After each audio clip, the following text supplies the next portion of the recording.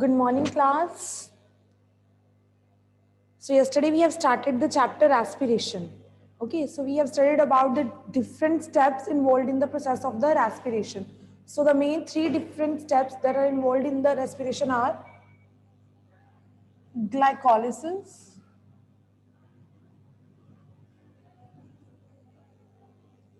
second is the Krebs cycle, and last is the ETC, that is electron transfer chain.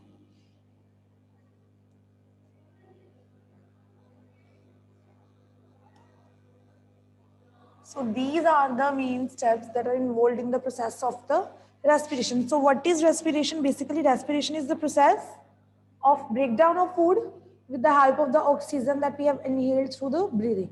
जो भी हम gases exchange करते हैं oxygen अंदर inhale की, that oxygen is used to degrade the food or to degrade the glucose molecule.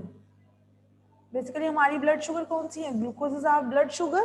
तो respiration में होता क्या है? Oxygen degrade the glucose molecules into the smaller ones to release the energy, and energy is always released in form of ATP.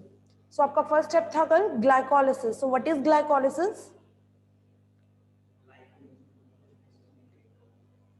Okay, in the process of glycolysis, a glucose molecule is break down to form the two molecules of pyruvate. As we know, glucose जो है वो आपका 6 carbon compound है.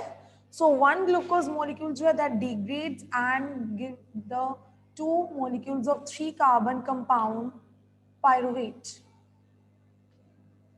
Okay, तो इसमें क्या होगा? आपकी एनर्जी एब्जॉर्ब भी होती है, and with the absorption of energy there is release of energy too.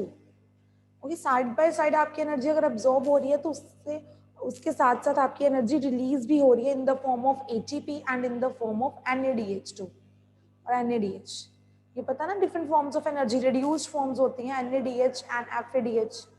Okay, so one glucose molecules will break to form the 2-3 carbon molecule pyruvate, and this is the process of glycolysis. 10 step process है आपका. 10 steps आते हैं पूरे glycolysis में. What are the different steps of glycolysis? ये मैंने बता दिया कि 10 होते हैं. Glucose is converted into glucose 6 phosphate, then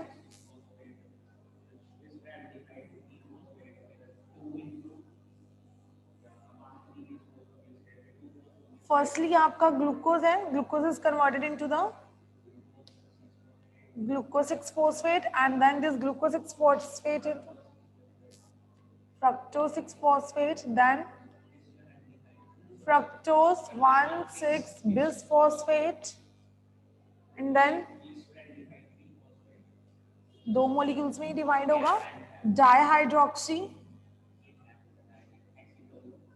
3 phosphate and glyceraldehyde 3 phosphate. ये दोनों इंटर कन्वर्ट हो सकते हैं एक दूसरे में. Isomerase enzyme, with the help of isomerase enzyme यहां से क्या होगा फिर? 1,3 bisphosphoglycerate, एंड देन आपका बन जाएगा 3 phosphoglycerate या 3 glyceraldehyde 3 phosphate. हाँ जी, then 2 glyceraldehyde 3 phosphate, then इससे आगे क्या होगा? पेप, then 2 molecules of pyruvic acid और pyruvate. क्योंकि यहाँ पे डाइहाइड्रोक्सी जो है वो भी आपका ग्लिसरल्डिहाइड फॉर्मेशन में हेल्प करता है. हाँ जी, सो दैट्स व्हाई आपके यहाँ पे हम दो मॉलिक्यूल्स कंसीडर करते हैं. तो आपका एनर्जी रिलीज किस किस स्टेप पे होता है? यहाँ पे तो आपकी एटीपी से कन्वर्जन होती है एडीपी.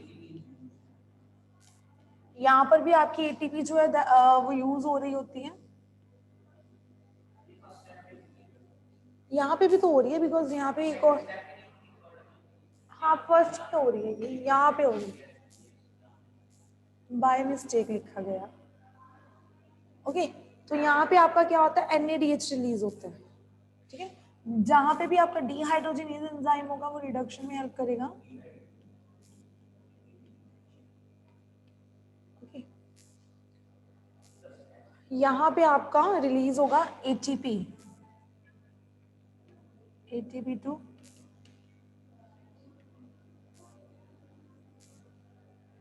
ओके। तो ये आपके हैं different steps that are involve in the process of glycolysis. हाँ, यहाँ पे भी आपकी एटीपी रिलीज होती है। एंजाइम्स फर्स्ट में आएगा hexokinase enzyme, then isomerase enzyme, then fructofosphofructose kinase enzyme, aldolase enzyme। यहाँ पे भी आपका isomerase enzyme आएगा। यहाँ पे glyceraldehyde 3-phosphate dehydrogenase enzyme। यहाँ पे कौन सा आपका mutase enzyme है शायद, यहाँ पे kinase है, यहाँ पे आपका mutase enzyme है, enolase and then kinase enzyme। ठीक है, so these are the different steps that are involved in the glycolysis। आपने लास्ट में क्या करना होता है, काउंट कर लेने होते कितने आपके एटीपी मॉलिक्यूल्स रिलीज हो रहे हैं।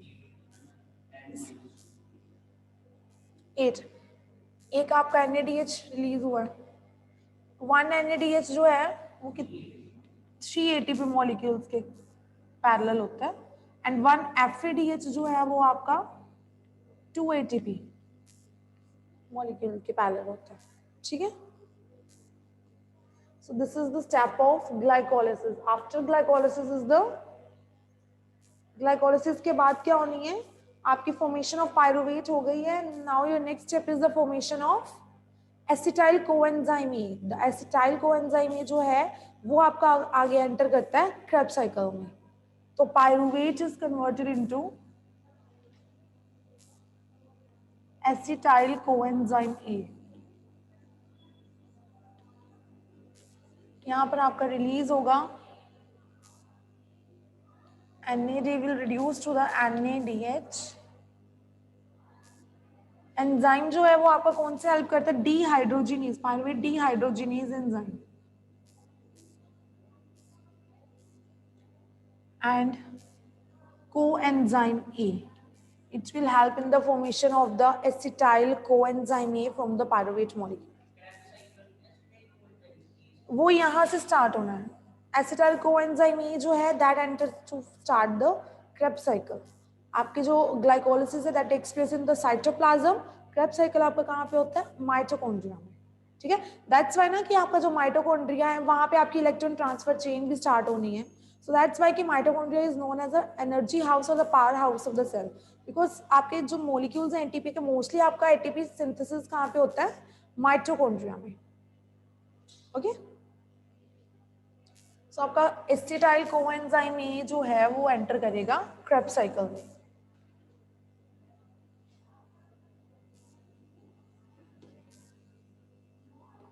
Acetyl coenzyme A will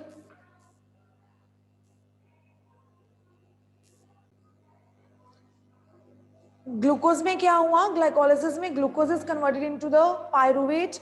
3 carbon compound pyruvate में कन्वर्ट हो गया। नाउ दिस पायरुवेट में क्या होगा, पायरुवेट किसके साथ रिएक्ट करेगा, पायरुवेट सिंथेज एंजाइम डीहाइड्रोजिनेज। ठीक है, वो रिएक्ट करेगा। यहाँ पे भी आपका क्या है, जो NADH मॉलिक्यूल रिलीज हो रहा होता है। Okay, and pyruvate is converted into the acetyl coenzyme A. Coenzyme A जो है आपका वो इसमें हेल्प करता है for the formation of the acetyl coenzyme A. Acetyl coenzyme A जो है that will be converted to form the citrate, and the enzyme that controls the reaction is citrate synthase। Okay, citrate is converted into the citrate aconitate with the help of the enzyme aconitase।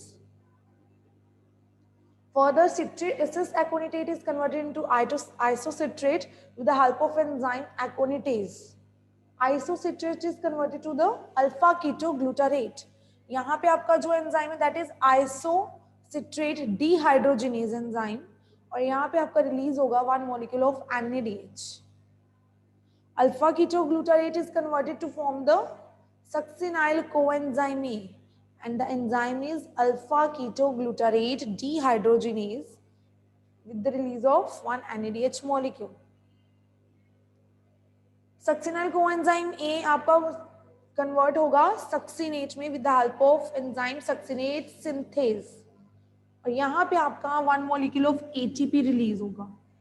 ठीक है, succinate is converted into fumarate, fumarate enzyme होगा आपका succinate dehydrogenase, और यहाँ पे आपका release होगा molecule of FADH। Okay, fumarate, fumarase enzyme reaction को कंट्रोल करेगा एंड फॉर्म करेगा malate, then malate dehydrogenase will convert the malate into the oxaloacetic acid with the release of NADH molecule, and oxaloacetic acid will help to regenerate the molecule of acetyl coenzyme E, so that आपका जो cycle है वो continuation में चलता रहे, continuous form में आगे चलता रहे। Okay, so this is your Krebs cycle. Clear है यहाँ तक? सो क्रेब्स साइकिल, हाँ, तो इसमें आपके टोटल कितने NADH प्रोड्यूस हो रहे हैं? 1 2 3 आपके NADH एंड 4, टोटल आपके इस साइकिल में 4 NADH प्रोड्यूस हुए, तो गिनोगे ही अगर साइकिल चल रहा है तो। ठीक है, 4 NADH, 1 molecule of FADH and 1 molecule of ATP। ठीक है,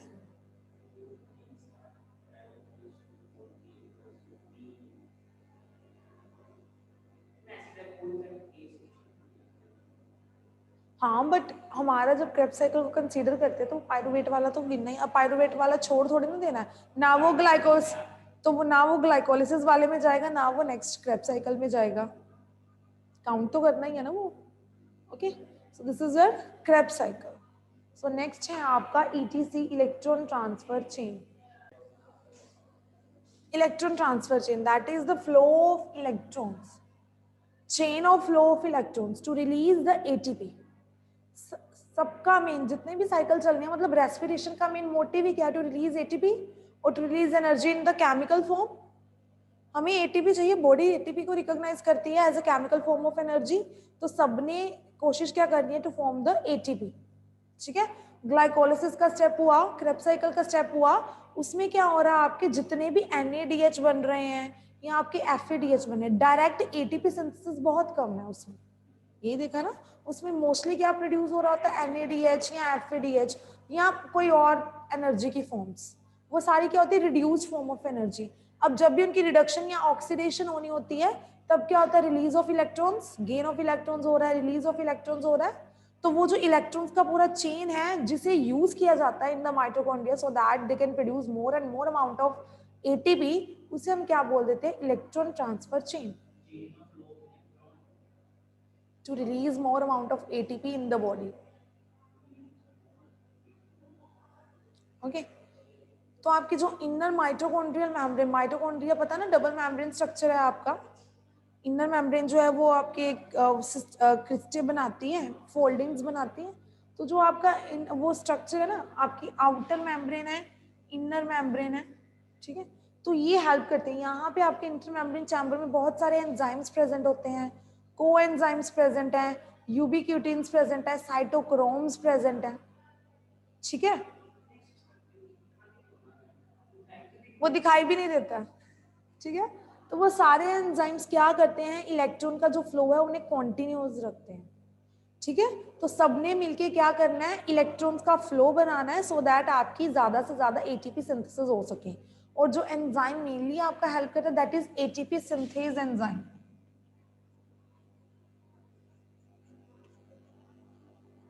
ATP synthase helps to form or helps in the synthesis of ATP molecules from the different reduced or oxidized form of the energy। जो भी आपके reduced forms हैं, oxidized forms हैं, उनको क्या करेगा? इलेक्ट्रॉन ट्रांसफर करेगा और आपकी ATP सिंथेसिस में हेल्प करेगा। ठीक है, तो इलेक्ट्रॉन ट्रांसफर चेन का बस इतना ही काम है। Okay,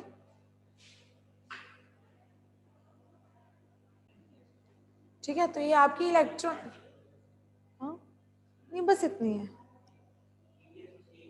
ETS, electron transfer chain, ETS means, हाँ जी हाँ जी, देखो वो ना डायग्राम आपका बनाया ऐसे शो किया होता है ना, तो वो उन्होंने आपको इनर माइटोकॉन्ड्रियल मेम्ब्रेन, वो आपको थोड़ा सा ग्रेडियंट के बेसिस पे बताते हैं। ग्रेडियंट मतलब आपका हाई, अब स्टार्ट हो रहा है, स्टार्टिंग कहाँ से हो रही है? देखो ये आपके इलेक्ट्रॉन्स लूज कर रहे हैं, मतलब H पॉजिटिव की फॉर्म में ये प्रोटॉन ग्रेडियंट क्रिएट हो गया। जब आपकी H पॉजिटिव की हाई कॉन्सेंट्रेशन होती है ना आउटसाइड द मेम्ब्रेन, तब आपकी ETC चेन अच्छे से फ्लो में चल रही होती है, ठीक है, बिकॉज इट नीड्स प्रोटॉन्स ना, so that it can excite the FMN to release the electrons. Okay, so that's why high proton gradient आपको चाहिए होता है स्टार्टिंग में, सो दैट कि आपका रिएक्शन जो है वो स्टार्ट हो सके। So basically what is ETC, कुछ ज्यादा नहीं है। What is ETC? ETC is the electron transfer chain, that means transfer और the continuation of the electronic chain so that it can form the more amount of ATP in the cell, ठीक है। तो आपकी जो ATP synthesis होती है वो कहाँ पे हो रही है? Basically in the mitochondria. ये आपका माइटोकॉन्ड्रिया में चल रहा है सारा प्रोसेस, ठीक है। डिफरेंट पिछले प्रोसेसेस में क्या हुआ, देखो आपकी डिफरेंट फॉर्म्स बनी है, NADH, FADH, ठीक है, वो सारी आपकी डिफरेंट फॉर्म्स यहाँ पे यूज अप होती हैं टू फॉर्म द ADP। इनको यूज करके there is formation of ATP in the mitochondria, ठीक है। ये यूबिक्विनोन, ठीक है, तो ये इलेक्ट्रॉन्स अब्सॉर्ब करके अपनी रिड्यूस्ड फॉर्म में जा रहा है।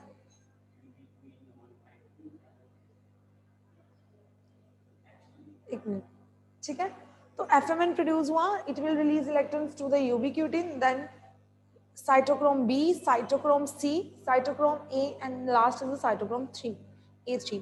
तो आपका स्टेप बाय स्टेप पे क्या होता है, आपका ATP side by side release हो रहा होता है, और आपका जो एंजाइम है दैट इज ATP सिंथेज और सिंथेटेज एंजाइम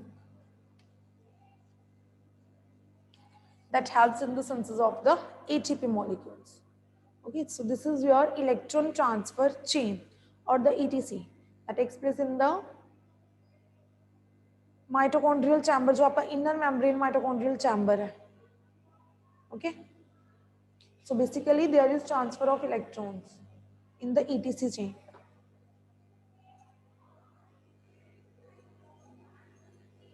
तो हमने स्टार्ट कहाँ से किया रेस्पिरेशन में? So we have started from the glucose. सबसे पहले क्या हुआ? Ingestion of food,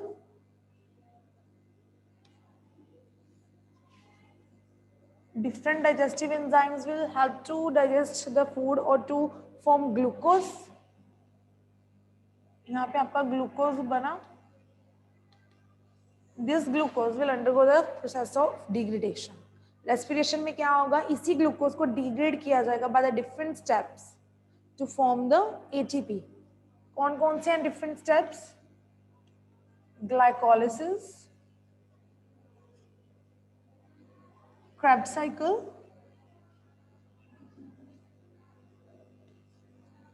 ETC. Okay, यहाँ oxidative phosphorylation. Oxidative phosphorylation means phosphoryl group is added. So okay, oxidative phosphorylation में क्या होगा? With the release of electrons, there is formation of the ATP.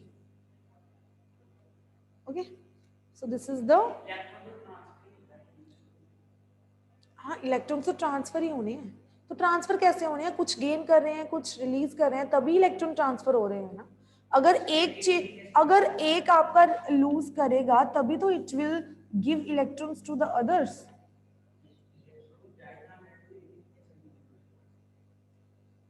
ठीक है, so these are the different steps of the respiration. Thank you class, this is all for today.